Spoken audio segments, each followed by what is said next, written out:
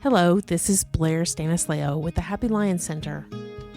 Welcome to our podcast, Mystical and Infamous, where we have playful and easy conversations about anything mystical, getting to the heart of all things strange and weird. Join us in a bit of magical tomfoolery, spreading the alchemy of love and light. And now, we invite you to enjoy the show. Okay, so last week we were talking about the dimensions and consciousness, paradigms, heavens, that kind of thing.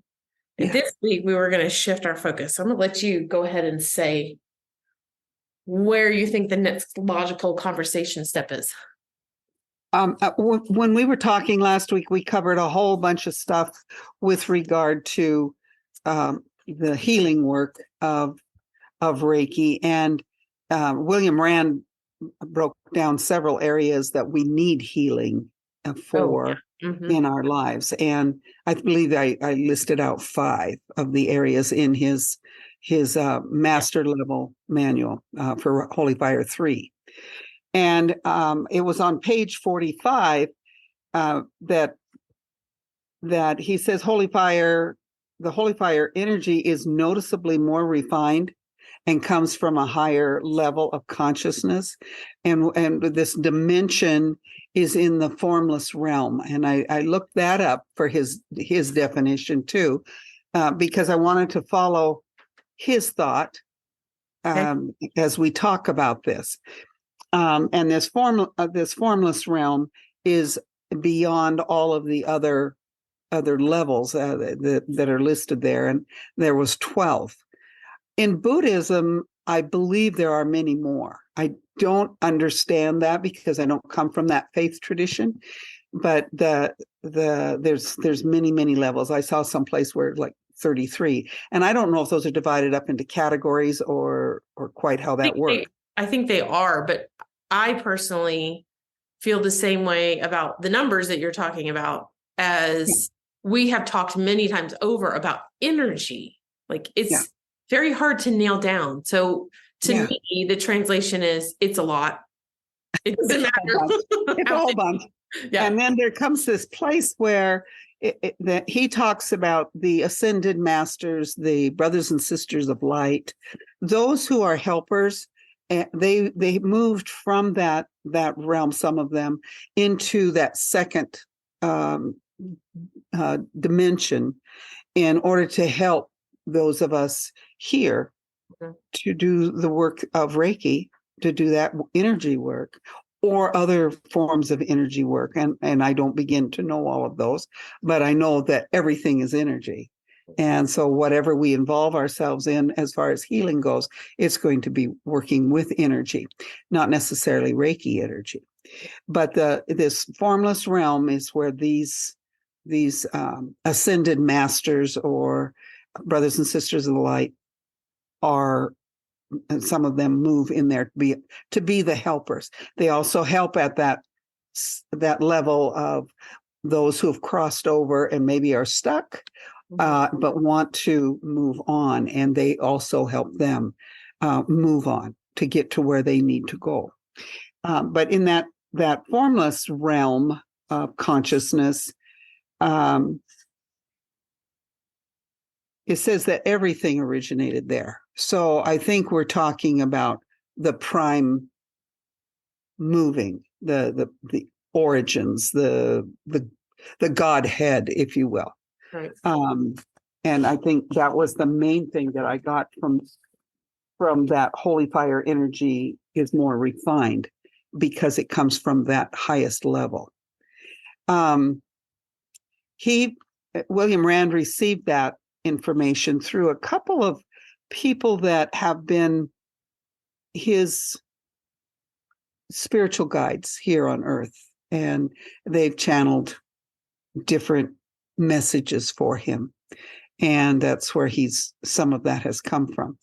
But one of the things that it said on that page 45, it has several different things listed for the experience of Holy Fire. But it says one of the most wonderful effects is a feeling of being loved. I know this for myself, and I've been in this healing work for 50 years. The longer that I work in Reiki and the longer I work with other people who seek that form of healing, the more I know I'm loved. It isn't like saying, I think I'm loved, or I think sometimes I'm loved, or it's a loving feeling I have. It has nothing to do with my feelings. It has to do with an awareness of who I say I am. And I am love.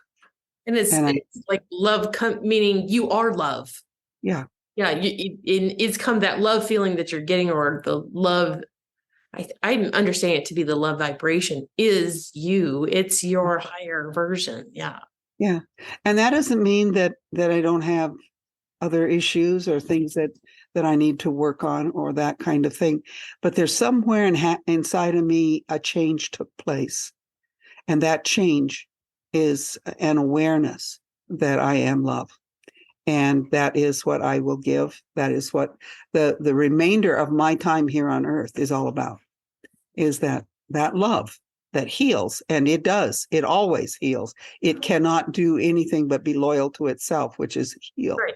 Right. That love is what I understand is in me. I never grew up knowing that. I never had that in me.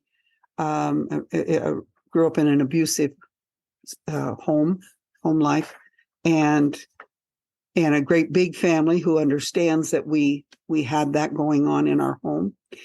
But you don't feel loved. And so if you don't feel loved, you don't know how to give love. So what do? I grow up and I take that into a marriage. Well, that's not good. You do your best with it. And I love my children and I did what I could do, but pretty harsh as a personality and as a parent, and kept searching and searching and searching and looked in many secret places and poked in lots of corners to find this. And it has come about just kind of like simply. It's just one day it was there. One day it was just there. And that's only been probably the awareness of it has probably only been in the last year and a half. Oh, wow. Yeah. Wow. Because, when you don't feel good about who you are, and it no matter how much you deal with low self-esteem or issues that you have around how you look or how you feel or decisions you make, or things other people say to you, but they don't realize they're saying something that really hurts. Mm-hmm. I would take exception to that. And I know now not to. I know it's okay. It's not where my energy is anymore. That's really interesting because I had a very different experience. I did go to church when I was young, but we didn't go, well, for lack of a better term, we didn't go religiously. But we did go when I was young, like before 11. But then my father died and my mother quit going. She liked he was Episcopalian, so she liked that better, but it was very involved. We had to get dressed up. She had 3 daughters. She had no help, Yeah. If you had sisters, that can be really rough. But I had 8 of them. And I had no opinion. I didn't really care. I mean, for me, I was like, good, I don't have to wear pantyhose. I don't have to wear a dress, I don't have to sit still, But so there was no judgment about going or not going or whatever. And where I grew up, most people had a religion and most people were fairly involved in it. And I would have friends that would say, we would try to plan, can we hang out this weekend or whatever? Can I spend the night? And I had one particular friend who was Catholic, and she said, yes, you can come over. But if you come over, then we have to go to church. And I was like, I don't care. That's fine. We'll go to church. So I didn't have a lot of the stigma. I didn't have a perfect upbringing, but I didn't have what I would call an abusive situation, certainly not after my father died. And so it was interesting to go through with my different friends, their experiences of what spirituality was. I didn't know what it was called then, right? But we were talking about Right, right. Those were not our words. Right. But we would all go to, like, they would all be at different kinds of churches. I mean, when I was that young, I thought all the different kinds of Christian churches were different kinds of churches, right? Well, they are. They are, but they're not different religion. No. Anyhow, I found it really interesting because what I could do is I could see the common thread that went through all of them. And then as I got into high school, I did have people who were friends that were of a completely different religion. And the same thing, you could still see that thread. And what I eventually figured out for myself was I had grasped the idea of what God is, right? I knew that they called it God. I knew that some people had it as a white man with brown hair in the pictures, and other people had it as a black man. And then my Indian friend would have it as an elephant or an elephant human or something, just, and so it was like different. And of course, even at a young age, I recognized that and realized, oh, okay, so that's the vehicle through which they see this energy. But that's what I understood it to be, was the energy. Mm-hmm. But I'll say, even in just the last couple of years, I've had a similar experience to you. It was during a meditation, and it was awareness brought to the fact that this energy that was coming to me, it felt like one of these helpers. It was me. In no uncertain terms, it was me, which of course corresponds with the other things that were going on as I was learning. But it is a very different experience to get, okay.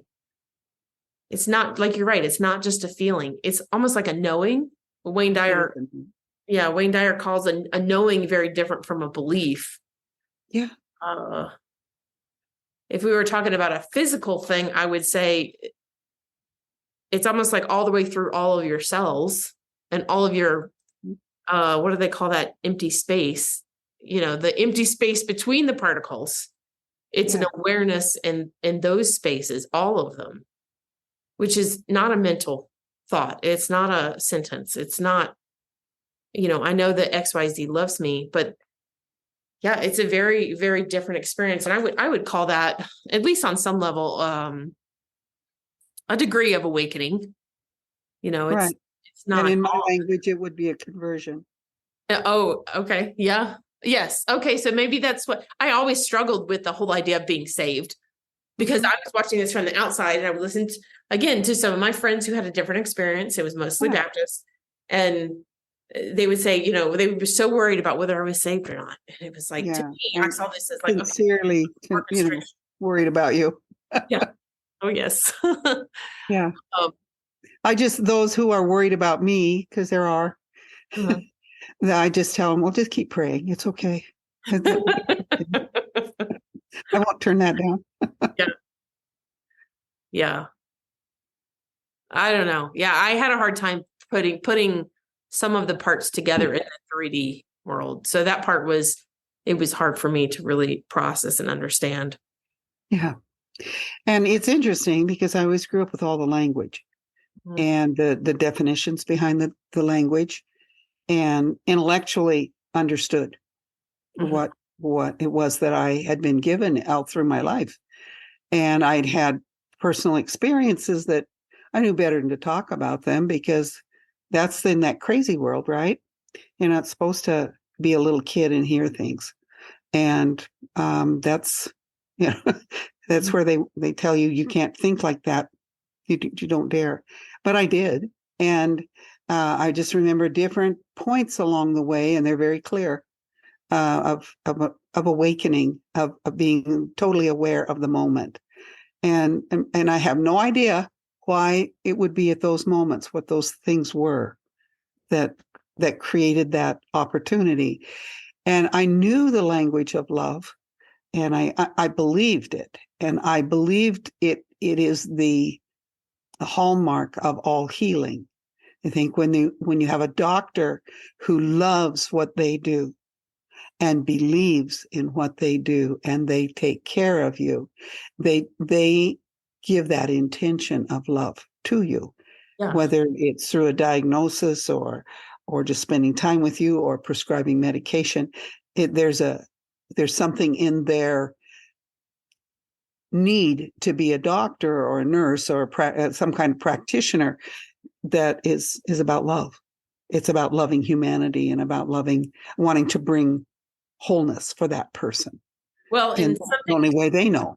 Something that's coming up for me that, as you describe that, is a trait that is not there for all doctors or nurses, or, I mean, it's probably there for more nurses than doctors, but that I notice is a requirement for doing energy healing, and the requirement for manifestation is a complete and total belief that the energy that the person that they're helping is actually already healed. But they're at a point when they're in this 3D world and they're conversing about this dis-ease, they realize that they're either not in alignment or something's just a little bit off, but that's not really who they are. Right. They are this whole and complete being that is completely healed. Right. And I think it's that energy that you're talking about. It's that love energy that knows that that's the outcome. And then that's almost guaranteed that that's going to happen. I'll come back to the fact that I send Reiki every night. And I added up one time how many people I'm sending it to every night. It's 100 and some people by name. And that love that goes forth doesn't need to go every day. It can go once because it's eternal. It exists. There's no having to repeat it. But we live in a world of time. And so because of time, there's a need to do that. I need to do that so I don't forget. Mm-hmm. And I need to do that because I do love. And I want that going. And I delight in the thinking of what it must look like on the other side. I'm sure it looks like light, but it's got to be like the Aurora Borealis kind of thing. And so I just figure I'm adding to it for color. Mm-hmm. But the need for people to be healed, I send it and they want it and they say so, but I'm not always sure they receive it. Mm-hmm. We have all sorts of blocks and hindrances in our personalities, in our auras, in our chakra system, in our organs, in our inheritances, in whatever we've brought with us. And those limitations will block the healing that we're seeking because we don't stop, live in the present tense and say, it is. Mm-hmm. It already is. It belongs to me. That's my healing. We don't do that. We keep looking. We keep searching. We keep poking around in those places trying to find it. If we just stop and let it come to us, it'll heal it. We will feel the healing. We will know that it's there. So it's that same principle. Like you think, stop and know. Yeah. Go back. Stop and know. There you go. That'd be kind of a theme. Stop and know instead of stop and go. Yeah. And the other thing is, and I just want to bring it up briefly, is this thing on spirit attachments that William Rand has in that master level text. And it's on page 28, 29, and 30, I think. Yes. And on how to do it. I did a training. It wasn't a training. It's a class. I offer these classes after a training for whatever my students want. There's things I just don't cover. There's this is a whole ritual, and ritual takes time. And when you're being bombarded with information for the first time about healing, it's like, how do you have all that and try and process it and do this work? It takes some maturing in your understanding of your walk with Reiki. And so this healing the spirit attachments is working with paradigms a person has about what that means. I liked some of the things that he had to say, because he said it's a powerful and compassionate Reiki technique, this particular thing that he has written. And it releases spirits of all types into the authority of love and forgiveness. How beautiful. Because bottom line is when that spirit or spirits are surrounded with love and forgiveness, they can't cause any harm. And the other thing is it isn't coming from the person themselves or the practitioner who's holding the energy there for that to be released. It's not coming from there. It's coming from that highest realm. And when it does, then the spirit has no other choice than to go and to be healed itself, if it's willing to be healed. But it has to go. It can't stay. It's not supposed to be there anymore. And I went through and I looked at some of the ones that he mentioned, and he said that not all spirit attachments have malicious intent.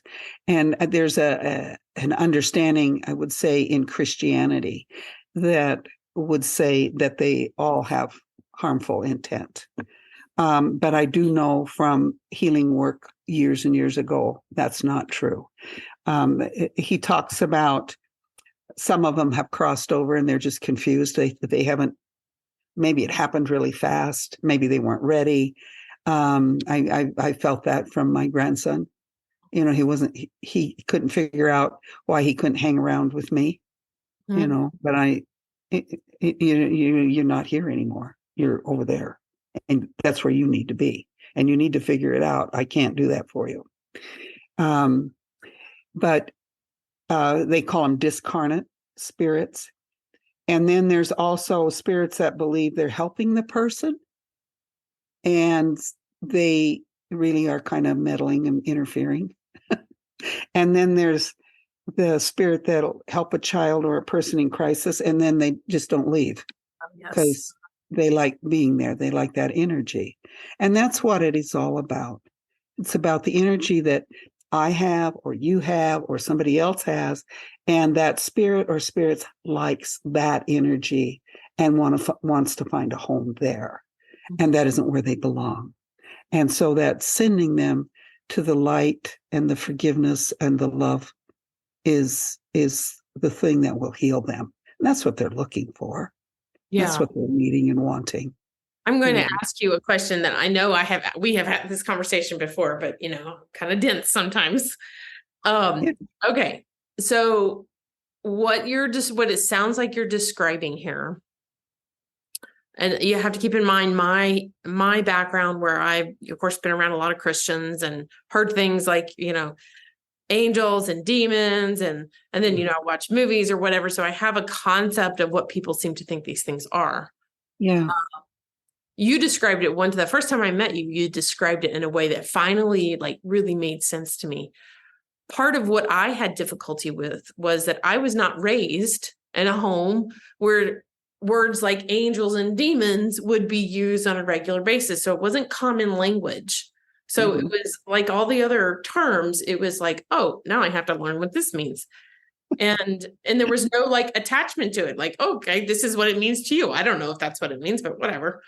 And I've heard different spiritual, I would call them leaders. I don't remember if Bashar said this, but I know that Abraham Hicks, and do you know who that is? She's so somebody asked somewhere in her myriad of recordings, something about these spirit attachments or something to that effect, demons or something like that. Right.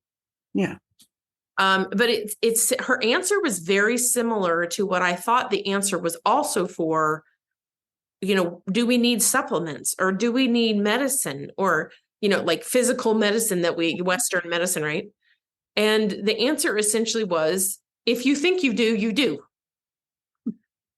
And essentially it to me, what you're saying sounds similar to that, but not completely.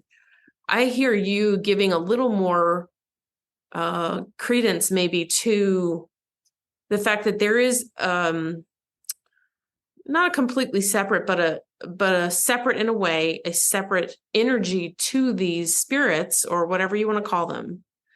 Definitely. They're all personalities. Yours. Mm-hmm.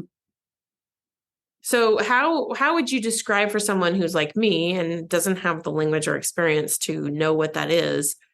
How would you describe what it seems like, or how does it happen where you can recognize these entities or these spirits that are not in the right place that you want to be able to heal and release? So how would you describe those things? I would say, first of all, if you have thoughts or certain constructs that come that you know don't belong to you, you know that that isn't how you think or feel, then another personality may very well be influencing us.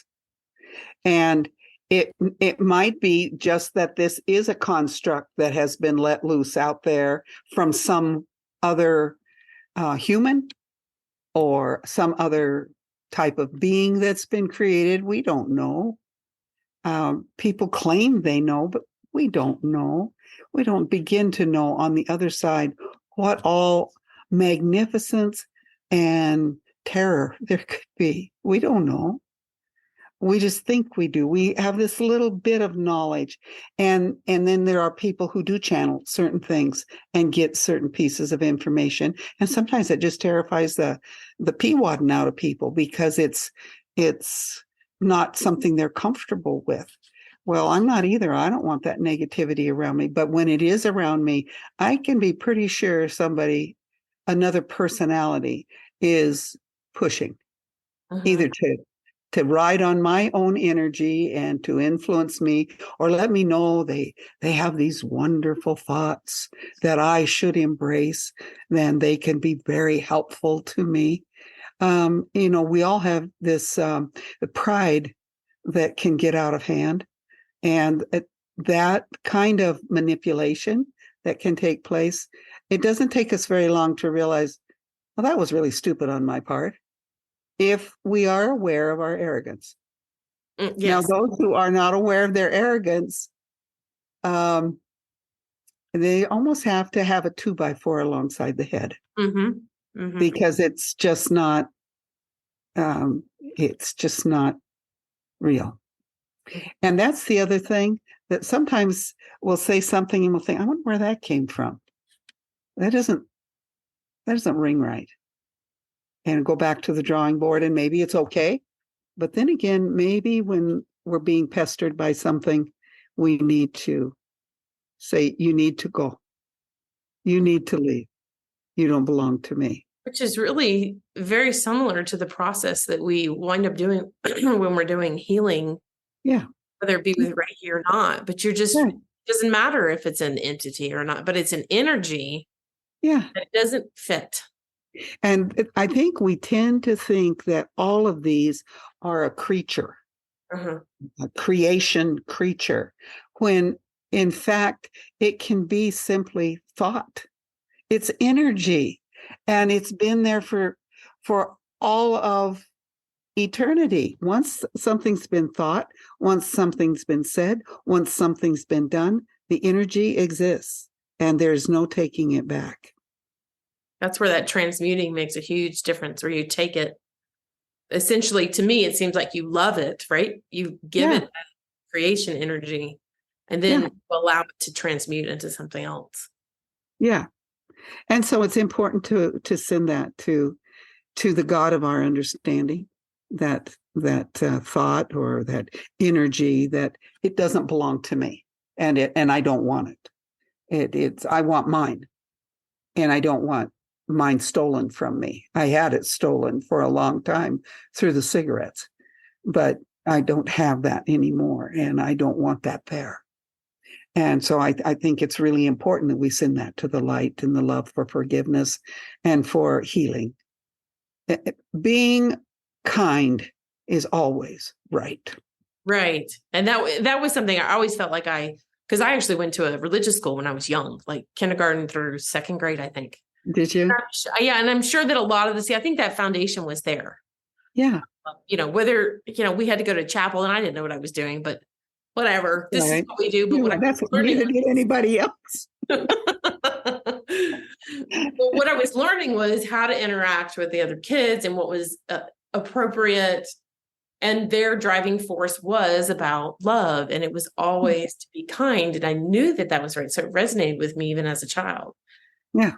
And I think the first time that we started talking, because this is something I remember very clearly, I had just taken the Reiki course, and I had a friend from high school who I had connected with relatively recently in the last couple of years when I took the Reiki course. And he was kind of all into that stuff. And so he was, supportive and all that. And so I wanted to practice on somebody. And of course he volunteered, and he lived far away. So we were just going to do it remotely. And we weren't even going to get on the phone. We just agreed, hey, we'll do it at this time. I'll send it to you at that time. And I can remember doing it. And I was new to it, but I remember going through it, and I remember sensing exactly what you're talking about. And it wasn't necessarily some of it. I think there were some thoughts that came in that really did not feel like me. Like they were totally not in alignment. And then it was also just a weird, honestly, like a cringy feeling. Like it kind of felt like it was, I don't know how to describe it. It kind of felt cringy. Like you look at something and either you get embarrassed or you hurt or something like that. And you're like, ooh, I need to get away from that. That's all I could think of. And I think that's the same kind of description you gave when I first talked to you about this a long time ago. Well, and I think that it's people say, well, how would I know? How would I know? This is all of a sudden it's important to know. And I just think, just stop, pay attention. You'll know. You just do. Don't make it complicated. Don't think it. Just feel it. And you'll know, is this me or isn't it? When that cancer showed up and I had a conversation with it, holding it in my hand. And I said, I want to put you in the earth because you belong there. But is that okay? Because I didn't know if maybe I needed to do something else with it. And it just said, well, I belong to the earth, and whatever you decide will be fine. It really didn't have any decisions to make. It was left to me. And knowing that made it easy. I went and buried it. Well, and it's beautiful that you got the idea of the words back when you asked the question. I mean, I think we all technically get that, whether how in tune we are with that, I think is different for everybody. But I think if we ask the question and we pay attention to what that answer is right away, that's your intuition, right? But well, it is, and it's in my imagination, but that doesn't mean it's not real. And it's also a place where this particular thing had been a part of me, and it needed respect. It had been a part of me. It was growing in me. Now my body went, what do you, I've done all I can do. Now it's up to you. But me, I needed to be able to take care of that. And it had to be respectful because I respect me. Right. I haven't always, but in this case, yes. And it doesn't matter what that is. That respect needs to be there. And I'm heavy on that word. You use the word imagine just now, and that triggers for me a couple things. So I do hypnosis, and sometimes when people have a little bit of hesitancy about being able to talk about these kinds of things, or their visions or their whatever, and they have difficulty with total relaxation and just experiencing whatever they experience and communicating about that, they'll use different words. And it was actually the first male that I had worked on. So it was a very different energy, right? And it was really interesting because when he would describe what I would ask him questions, and when he would describe, he would use the word, I imagine, blah, blah, blah, blah, blah. Okay. And he didn't have any problem seeing what he saw, but he wanted to use that word imagine. And over the years, I have really recognized that, again, it's one of these words that it's just a term that we use to describe the experience. Yeah. doesn't matter if you imagine it. If you think, if you think that it's your mind creating that thing, but really creative people know that they don't get ideas from nothing. No. They don't make their own ideas. They essentially open up and the ideas come in. They start to flow. Yeah, they start to flow. It's an allowing. And so I think and I had somebody, a trainer or something somewhere was like, okay, you imagine. That's fine. Where do you think it comes from? And the last one that was kind of skeptical here, and he didn't have any problem. Actually, they're related, those two. He didn't have any problem going under. He could see everything. But when we got to the deeper part, when we were asking the real questions that he wanted the answers to, he kind of clammed up a little bit. So I kept asking the questions. And so anyways, we go through the whole process and most of his questions are answered. I think actually all of them. Actually, I know that all of them were, but we talked about him before. He comes out of it and he says, you kept asking those questions and I'd get the answer right away. But then I was thinking, well, did I make that up? Is that me? I'm filtering it. And I said to him, well, how else is it going to come through? How else is it going to happen? Words. And then exactly. I was actually talking to my son because he and I have this, I like to call it a disease because it's the only term that I find that actually it's not really a disease, but only term that I find that's accurate. So I have this difficulty keeping track of things. And we're talking about like normal things. So when I was a child, multiple people all across the board would eventually say to me at some point, if your head wasn't attached, you'd lose it too. So my son is similar to this. He doesn't lose the same kind of thing, but he's kind of like that about other things. And I was kind of talking to him about it. And he was asking me about that. And it's kind of interesting because, some people have predispositions to already be thinking about spiritual things. Like they're just able to do it naturally. It's not a judgment here or there. It just is a fact. You can see this astrologically. And he and I have something in our charts that is kind of like the opposite for each other. I have sun in the 12th. He has moon in the 12th. I have moon in the 8th. He has sun in the 8th. Oh. As I was trying to describe this for him, I said, yes, I have the same condition you have. It's just different stuff. And he was asking me about it. And I was like, well, the thing is that if your mind is so in this, what I'm going to say, imagination world, okay, you're in this space of creation. Yeah. You get so lost in there. Time disappears. Physical objects disappear. Yeah. And that's really so that's what I feel like our condition, our disease is. I mean, it's nothing I can do about it. We're just like that. That's the way it is. And it's something I battle with all the time because I'm here and most people expect you to be able to show up on time or not lose your car keys or, all the normal things. But it's a benefit because it does make this stuff easier to grasp.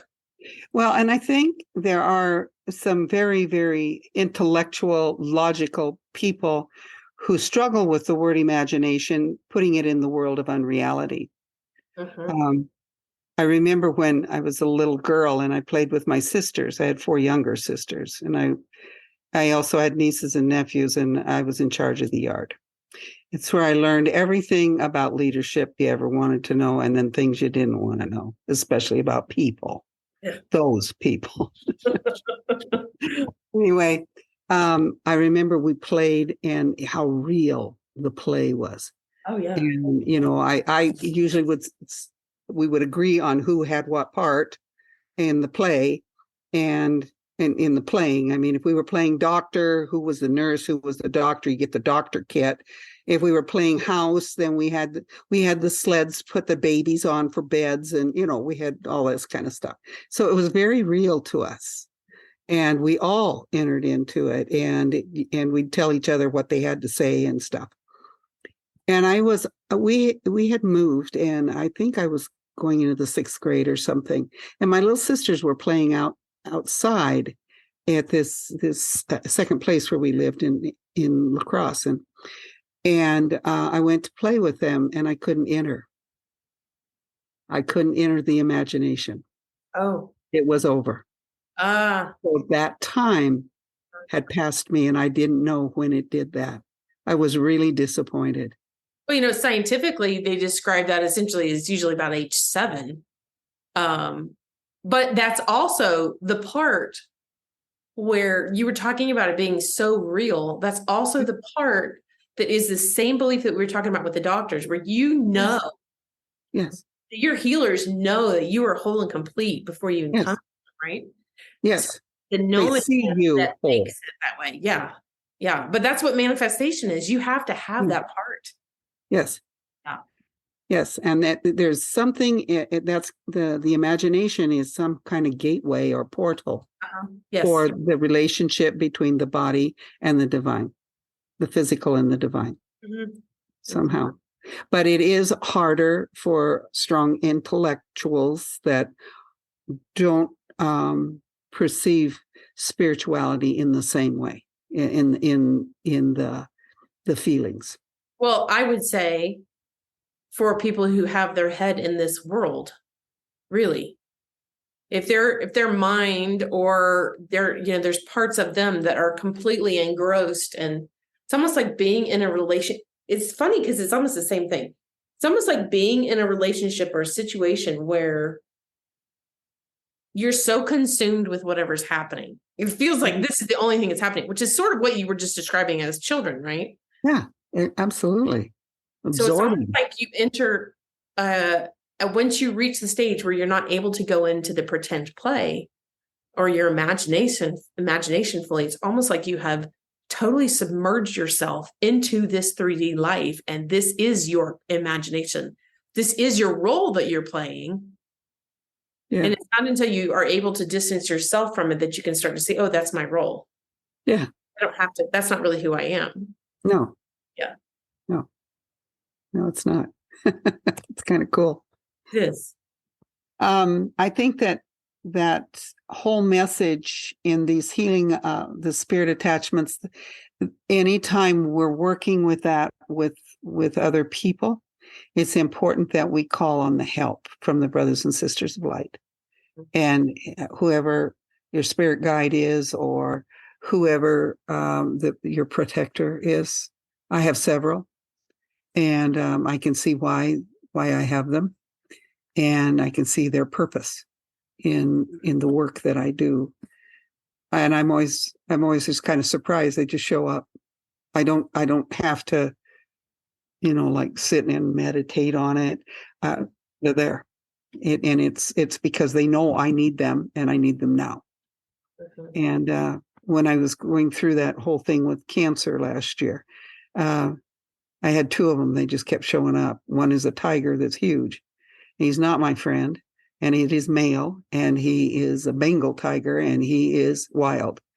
And his whole purpose is protection, period. He keeps anything or anyone away from me that should not be there, should not. And I don't always have good sense to know that because I like people. And I've been, pushed in a direction, but I want to go over there. No, you will not go there. And, okay, then I pay attention because I'm a 2x4 person. It's best to whack me once in a while. And then I have this angel that he another male.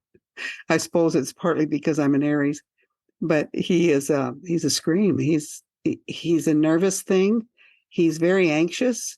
He's very protective of me. But he has no sense of humor and makes me laugh uproariously because he looks kind of like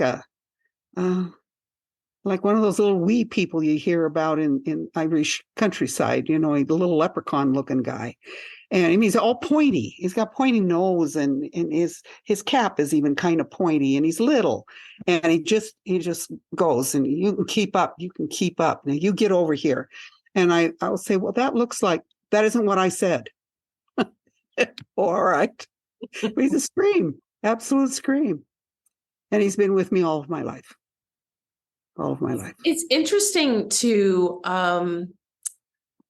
see how people react differently to kind of the things that you're talking about. And I really enjoyed my experience with my daughter because I never really told her that I recall. If I did, it was an accident.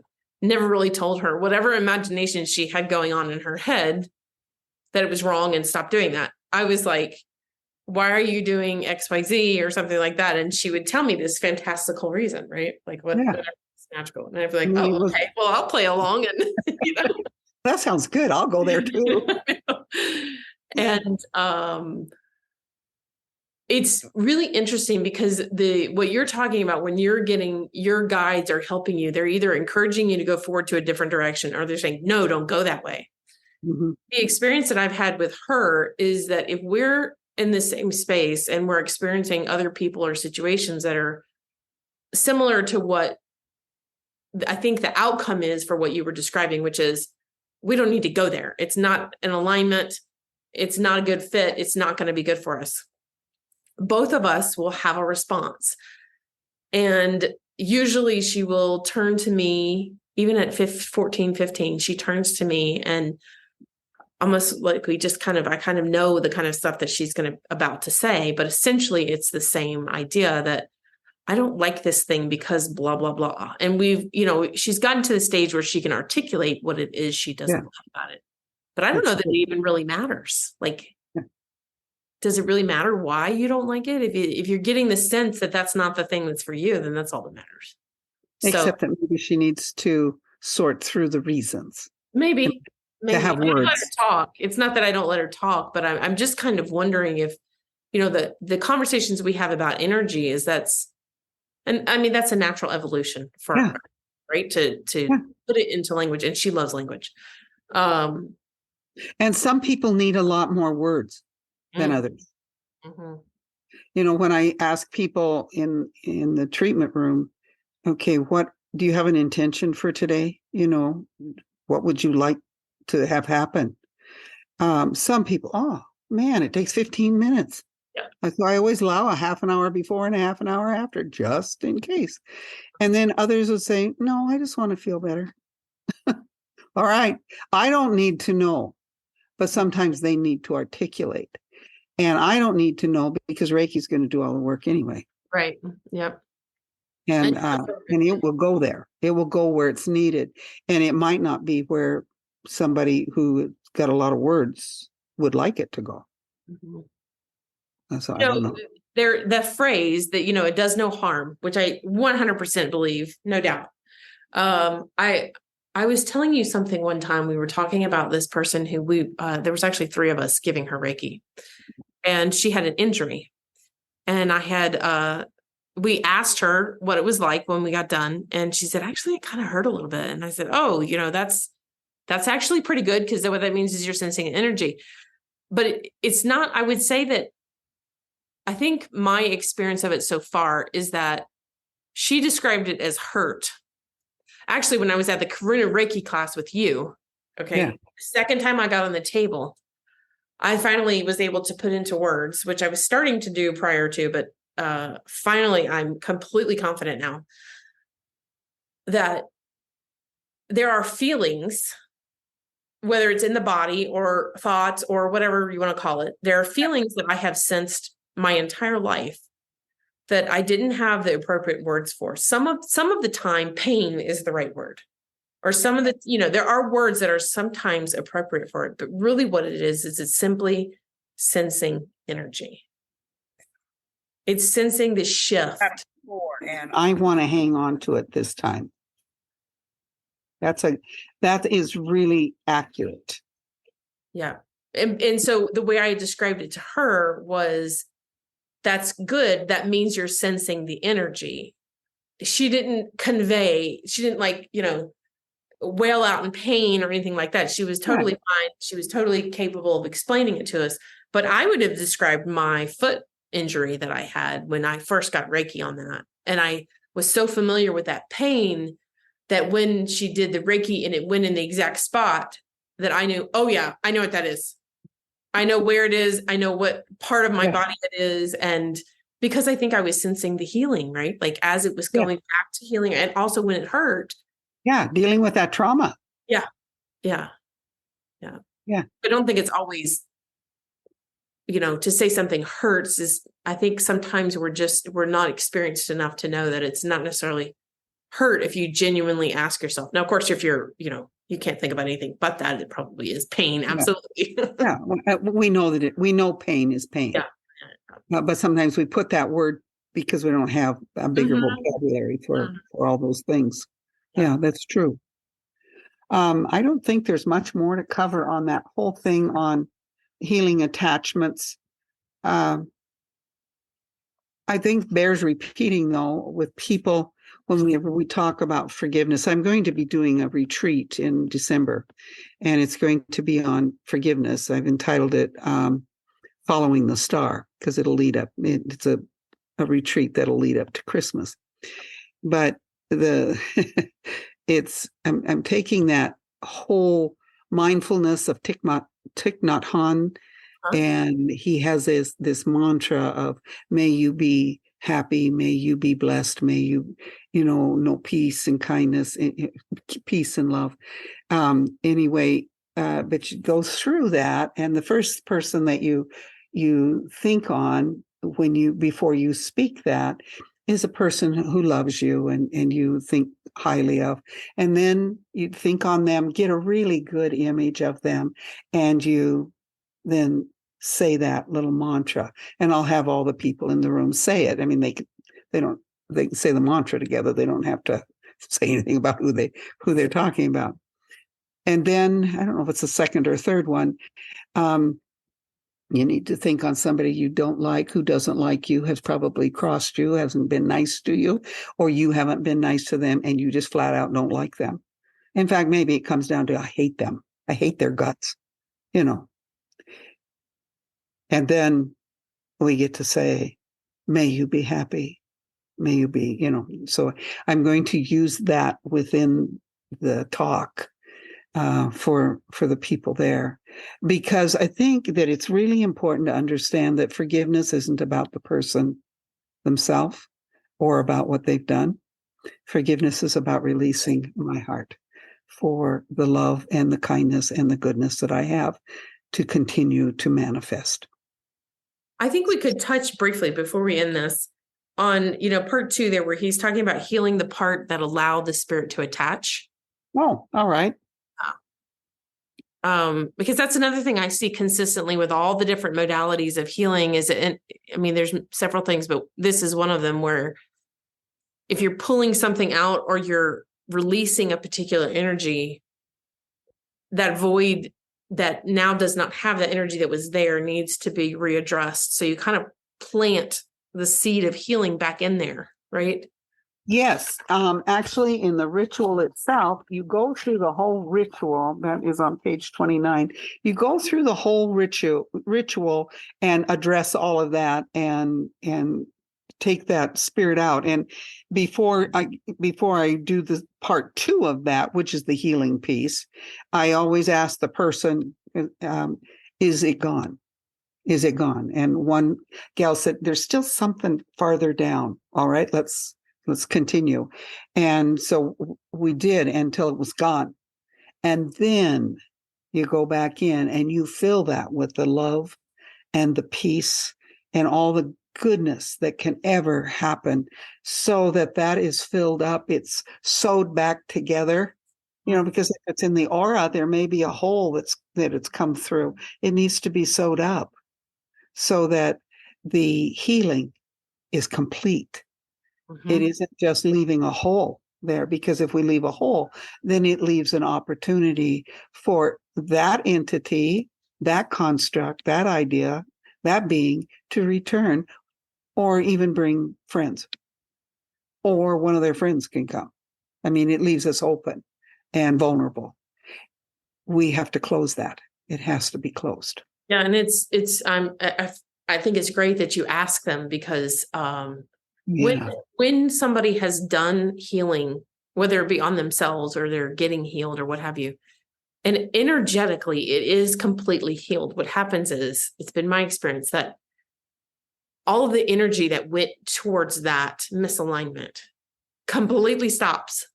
Like you don't think about it. You don't feel it. You don't remember it. I mean, it's not that you've totally forgotten it, but it's not something that you dwell on. Right. Right. Which is right. prior to, that's what it was. And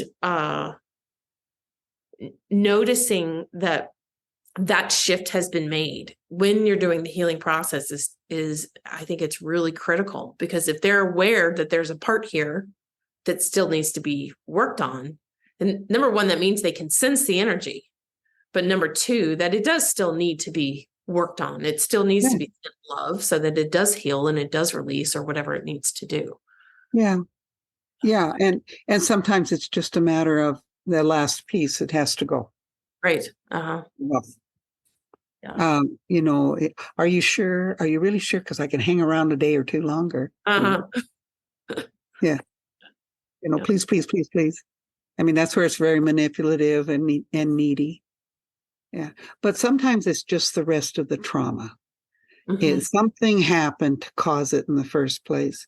And then maybe that healing, that final piece is that little seed that was there to allow that to happen over time. Yeah. Yeah. I don't think we necessarily are affected or infected or effected by any of it all at once. I think it's a gradual thing. Yeah. And permission is granted little bit by little bit mm-hmm. to be in us. I mean, there's a reason why we do it in the first place, or allow it in the first place. And so we have to be kind to ourselves, and we have to be kind to it so everything is healed. Right. But we need to be sure that hole gets filled. That kind to it part is really interesting to me too, because you're talking about respect even for your cancer, right? Yeah, absolutely. I think that's really interesting, because I think that's one of the things that it's an indication. Not only do you not think about it, but when you are able to turn around and essentially think, you were talking earlier about people that you maybe even hate, right? Oh, yeah. A lot of disdain for them. When you can shift that feeling to appreciation and respect and love, then you've really done that healing, right? Yeah. And you don't have to think about it or even push them away. You don't have that energy. It's not there. Right. And it's funny how that works, because at least within me, I don't know about other people, but within me, when that's complete, I really have just non-feeling. Yes. Yes. It's just done. It's just over. When Michael said to me, and he said, Nana, you pray for everybody else, but you don't pray for my family. How come? And he said it just like I would say it. And I just said, well, busted. You're right. I don't, but I start now, and I haven't missed. Yeah. And what's happened over that is that I don't feel about his wife and family one way or the other. I just honor that prayer. Mm-hmm. Mm-hmm. Send them that healing that they need. They need it. And it's free in here. Yeah. Yep. I don't have any need to go visit. I don't have any need to throw my arms around them and kiss them and tell them, oh, I'm so sorry, I thought this and that. No, I don't. That would be a fat out loud. It's big fat lie. Thanks for listening to this episode of Mystical and Infamous Podcast with the Happy Lion Center. Send requests for topic discussions, questions, and comments to podcast@happylioncenter.com. That's podcast@happylioncenter.com.